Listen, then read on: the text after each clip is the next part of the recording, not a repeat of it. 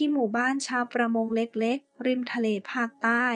ใครๆก็รู้จักลุงเทียนคนขับรถสองแถวคันเก่าประจำหมู่บ้าน หน้าที่ของลุงคือขนปลาจากท่าเรือไปส่งตลาด และรับส่งชาวบ้านเข้าเมือง แต่สิ่งที่ทำให้ทุกคนรักลุงเทียน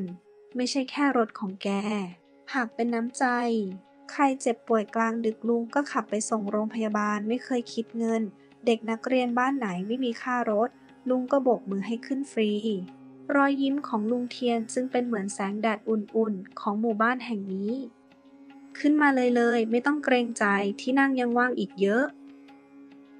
เดือนนั้นเฒ่าแก่ฮวดเจ้าของแพปลารายใหญ่ของหมู่บ้านมาเสนองานเหมาให้ลุงเทียนให้ขนปลาจากแพไปส่งตลาดในเมืองทุกเช้าตลอดทั้งเดือนโดยสัญญาปากเปล่าว่าจะจ่ายค่าจ้างรวมทีเดียวตอนสิ้นเดือนเป็นเงิน 12,000 บาท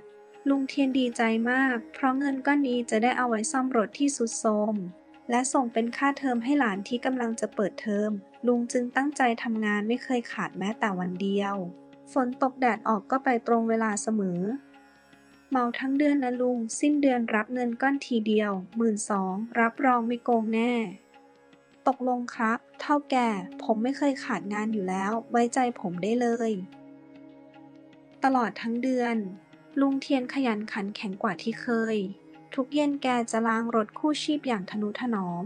ป้าจันแม่ค้าปลาเพื่อนบ้านที่รู้จักกันมาตั้งแต่หนุ่มสาวแวะมาคุยเป็นประจำลุงเล่าให้ป้าฟังด้วยแววตาเป็นประกายว่าสิ้นเดือนนี้จะได้เงินก้อนแรกในรอบหลายปีจะเอาไปเปลี่ยนยางรถที่สึกจนเรียบและซื้อชุดนักเรียนใหม่ให้หลานตัวน้อยป้าจันฟังแล้วก็ยิ้มพลางแซวว่าอย่าลืมเลี้ยงข้าวแกงสักมื้อก็แล้วกันขยันจริงนะพ่อเทียนได้เงินก้อนแล้วอย่าลืมเลี้ยงข้าวแกงป้าบ้างก็แล้วกันได้เลยป้าจันถ้าได้เงินครบผมเลี้ยงทั้งซอยเลยและวันสิ้นเดือนที่ลุงเทียนรอคอยก็มาถึงแต่สิ่งที่ได้รับกลับไม่ใช่เงินค่าจ้างเฒ่าแก่ฮวดโบกมือปัดอ้างว่าเดือนนี้ขาดทุนราคาปลาตกแล้วบอกให้ลุงกลับไปก่อนค่อยมาเอาเดือนหน้าลุงเทียนพยายามพูดถึงข้อตกลงแต่เฒ่าแก่กลับตวาดไล่ซ้ำยังพูดย่อว่าสัญญาปากเปล่าไม่มีลายลักษณ์อักษรใครจะทำอะไรได้ลุงเทียนยืนนิ่งอยู่ตรงนั้นมือกำหมวกใบเก่าจนแน่นหัวใจของแกเหมือนถูกคลื่นซัดจมลงทั้งยืนเดือนนี้แพ้ขาดทุนยังไม่มีจ่ายกลับไปก่อนไปสัญญาปากเปล่าลุงจะไปฟ้องใครได้เฒ่าแก่ครับผมทำงานให้ครบทุกวันไม่เคยขาดเงินนั้นค่าเทอมหลานผมทั้งนั้นนะครับค่ำวันนั้นลุงเทียนนั่งเงียบอยู่หน้าบ้านมองทะเลที่มืดลงทุกทีป้าจันถือสำรับกับข้าวมาเยี่ยม เห็นสีหน้าของเพื่อนเก่าก็รู้ทันทีว่าเกิดเรื่อง เมื่อได้ฟังความจริงป้าจันถึงกับเข่าทรุดโกรธแทนจนน้ำตาซึมแต่ลุงเทียนกลับห้ามไว้บอกว่าอย่าไปหาเรื่องกับเขาเลยเดี๋ยวจะเดือดร้อนกันไปใหญ่คืนนั้นข่าวการถูกโกงของลุงเทียนก็ค่อยๆแพร่ไปทั่วหมู่บ้านจากปากป้าจันผู้เก็บความอัดอั้นไว้ไม่ไหว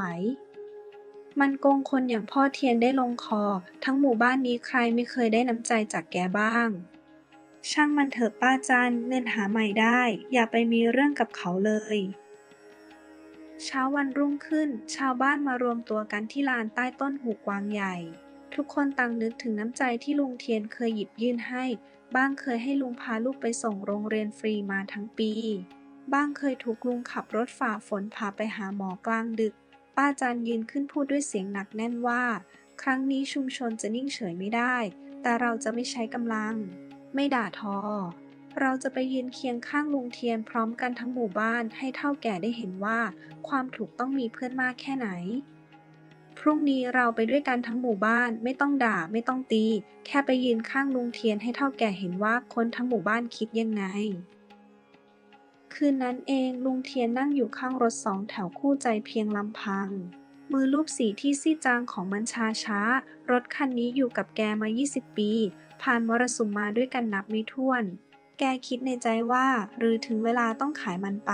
เพื่อเอาเงินมาเป็นค่าเทอมของหลานน้ำตาของชายชราไหลลงเงียบๆกลางเสียงคลื่นแต่สิ่งที่ลุงเทียนยังไม่รู้ในคืนนั้นก็คือน้ำใจนับร้อยครั้งที่แกเคยหว่านไว้ทั่วหมู่บ้าน กำลังจะย้อนกลับมาหาแกในวันพรุ่งนี้พร้อมกันทั้งหมด เจ้าเพื่อนยากถ้าต้องขายแกไปจริงๆลุงคงใจสลายหน้าดูเช้าวันใหม่ภาพที่ไม่มีใครในหมู่บ้านเคยเห็นก็เกิดขึ้นชาวบ้านหลายสิบชีวิตทั้งชาวประมงแม่ค้าคนเฒ่าคนแก่และเด็กๆพากันเดินเรียงแถวไปตามถนนเลียบทะเล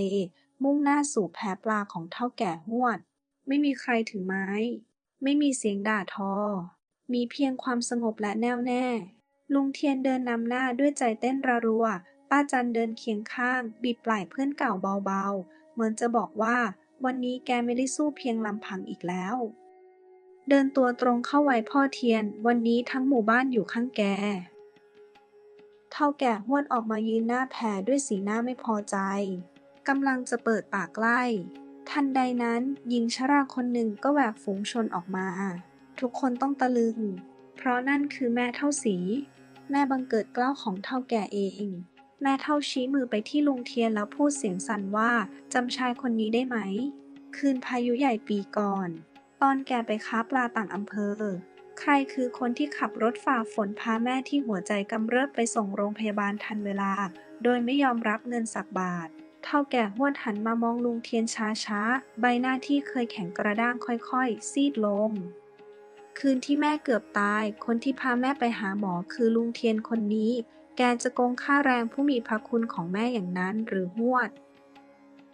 เฒ่าแก่ฮวดยืนนิ่งไปนานก่อนจะเดินกลับเข้าไปในแพแล้วออกมาพร้อมซองเงินหนายื่นให้ลุงเทียนด้วยมือทั้งสองข้างและสีสะที่โน้มต่ำแกสารภาพต่อหน้าทุกคนว่าที่ผ่านมาเห็นแก่เงินจนลืมความเป็นคนและขอบคุณที่ลุงเทียนช่วยชีวิตแม่ไว้โดยไม่เคยทวงบุญคุณลุงเทียนรับซองแล้วจับมือเฒ่าแก่ไว้แน่นบอกเพียงว่าไม่เคยโกรธขอแค่ต่อจากนี้ให้ค้าขายอย่างเป็นธรรมกับทุกคนก็พอเสียงปรบมือของชาวบ้านดังกลบเสียงคลื่นในเช้าวันนั้นผมขอโทษลุงเทียนและขอโทษทุกคนผมเห็นแก่เงินจนเกือบลืมบุญคุณคนนับจากนี้แพนี้จะไม่เอาเปรียบใครอีกผมไม่เคยโกรธเฒ่าแก่เลยครับขอแค่เราอยู่ร่วมกันอย่างเป็นธรรมหมู่บ้านเราก็น่าอยู่แล้ว1 เดือนต่อมารถ2 แถวของลุงเทียนได้เปลี่ยนยางใหม่และทาสีสดใสหลานตัวน้อยได้ไปโรงเรียนพร้อมชุดนักเรียนใหม่เอี่ยมเฒ่าแก่ฮวดกลายเป็นคนละคนแพะปลาของแกจ่ายค่าแรงตรงเวลาและยังลดค่าเช่าแผงให้แม่ค้าอีกด้วยทุกเช้าแกจะลงมาช่วยยกของขึ้นรถลุงเทียนเองทั้งสองกลายเป็นเพื่อนกินกาแฟยามเช้าด้วยกันหมู่บ้านประมงเล็กๆแห่งนี้จึงได้เรียนรู้ว่าเมื่อทุกคนจับมือกันยืนข้างความถูกต้องไม่มีความอายุติธรรมใดจะตั้งอยู่ได้นานวันนี้ปลาเยอะไปส่งตลาดกันหน่อยเฒ่าแก่เดี๋ยวขากลับแวะกินกาแฟร้านป้าจันนะน้ำใจที่เราหยิบยื่นให้ผู้อื่นในวันนี้อาจดูเป็นเรื่องเล็กน้อยแต่สักวันหนึ่งมันจะย้อนกลับมาหาเราในยามที่ต้องการที่สุดเสมอครับและอย่าลืมว่าชุมชนที่รักและสามัคคีกันคือเกราะที่แข็งแรงที่สุดของคนตัวเล็กฝากกดติดตามช่องไว้เพื่อพบกับละครคุณธรรมเรื่องใหม่ทุกสัปดาห์แล้วพบกันตอนต่อไปครับ